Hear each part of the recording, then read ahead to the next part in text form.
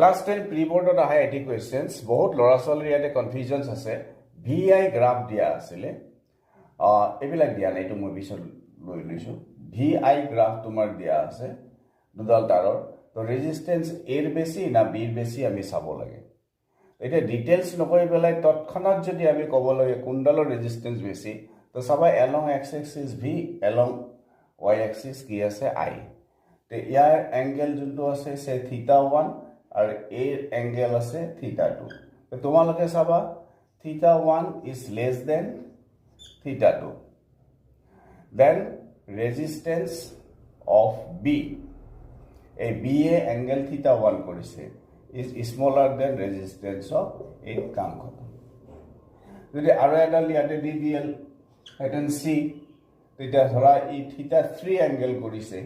তেতিয়া তোমাৰ less than θ3 আহিব and that will be less than